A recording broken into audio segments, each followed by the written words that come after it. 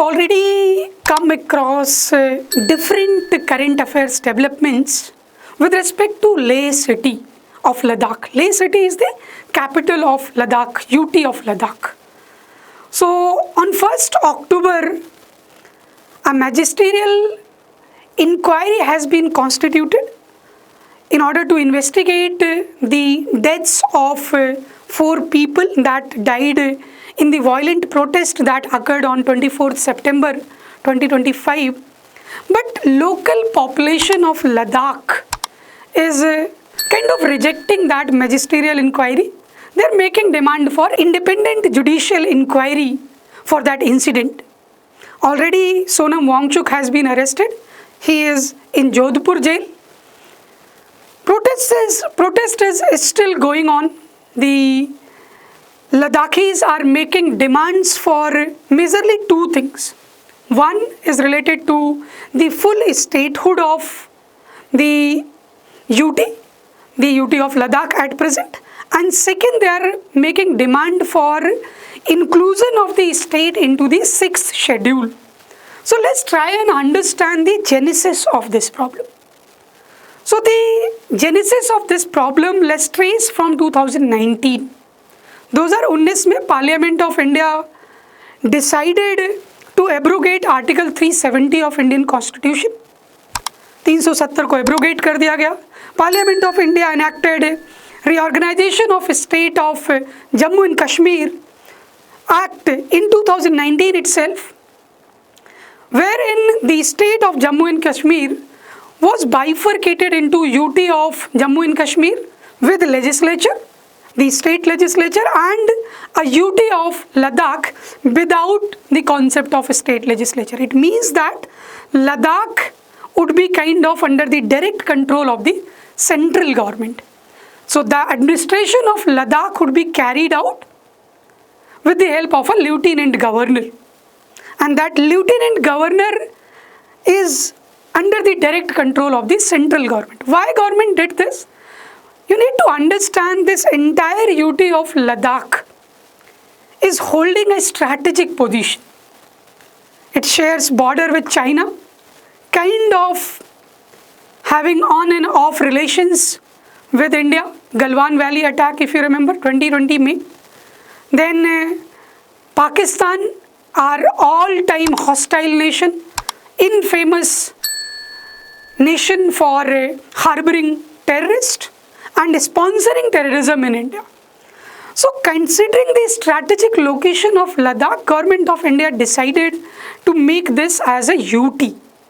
But the local population of UT of Ladakh, if you look at UT of Ladakh, nearly 97 or 98%, call it in a range, 95 to 98% of the total population of Ladakh is tribal population. And these tribal populations are concerned about their cultural identity, about their economic development, about the ecological sensitivity of that area as well. You should know that Ladakh is housed at an elevation of, on an average, nearly 3,500 meters. So that elevation varies from, say, 3,000 meters to 6,000 meters. But on an average, we can say 3,500 meters is the average elevation of Ladakh. So in that area, these tribal populations, they are trying to protect their cultural identity, the environmental sensitivity that they have, and they believe that if the people from mainland India comes to UT of Ladakh, in the name of economic development, there could be loss to ecology as well.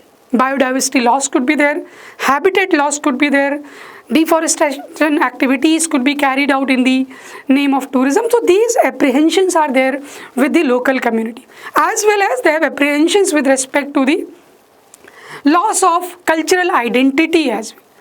So when Government of India enacted 2019 Act wherein the UTs were created, so people developed these apprehensions, and from 2023 onwards, there have been, peaceful protest in the UT of Ladakh.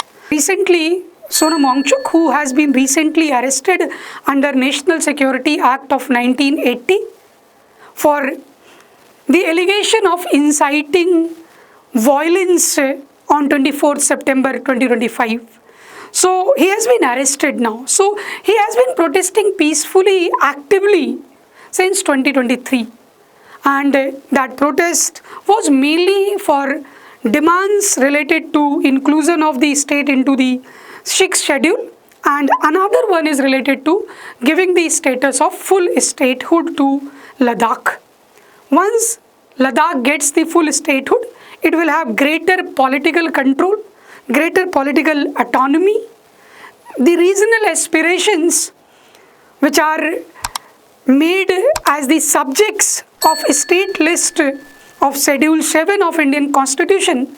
You should know that Schedule 7 of Indian Constitution has the subjects which are broadly categorized into 3 groups. One is central list, central list has nearly 97 subjects.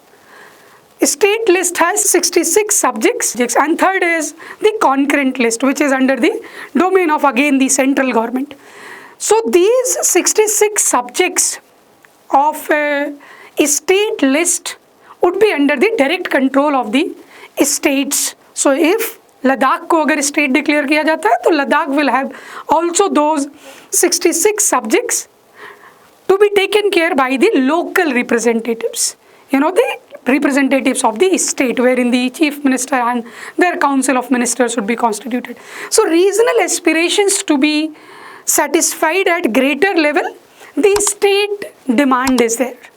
And then second, in order to protect their cultural identity, in order to protect the local limited available resources in Ladakh, they are trying to be included into 6th schedule. You should know that 6th schedule of Indian Constitution provides certain special rights, certain special powers, executive powers as well as legislative powers for local governance, for administration of local resources related to land, forest resource, water resource, agriculture.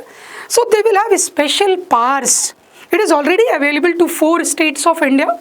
Under the 6th schedule, there are 4 states. One is Assam, Meghalaya, Tripura and Mizoram. These 4 northeastern states have already these powers under the 6th schedule. Now Ladakh is also making similar demands, but again, in order to meet their demands, it will require constitutional amendment. Some procedural formalities are to be done. So it is going to be a time-taking process. But these demands are these 2 are the major demands. One is full statehood and one is the inclusion into the 6th schedule. So these demands are unequivocally presented by the local population of Ladakh, and this is what they are trying to convince the Ministry of Home Affairs, or call it the central government, to fulfill their regional aspirations.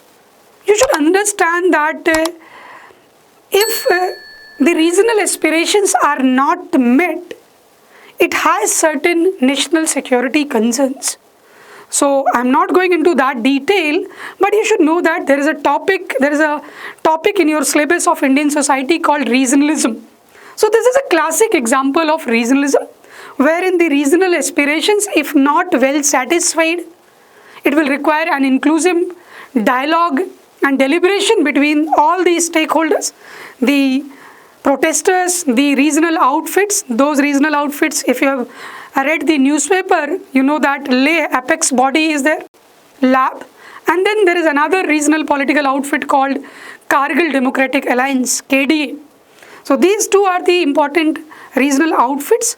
So inclusive discussion, dialogue, deliberation between all these stakeholders, the central government, the state, regional outfits, should be undertaken in order to come to a peaceful solution to the problem, because you know that this is a regional aspiration. If regional aspirations are not well met, it might result into certain national security concerns, and moreover, considering the strategic location of Ladakh, it should be this burning fire of protest should be doused as early as possible, by the efforts of the central governments as well as the local outfits that are operating there. We all are Indians, and the national security is of utmost importance. That is what should be kept in mind by everyone while coming to a solution of this problem. Thank you so very much.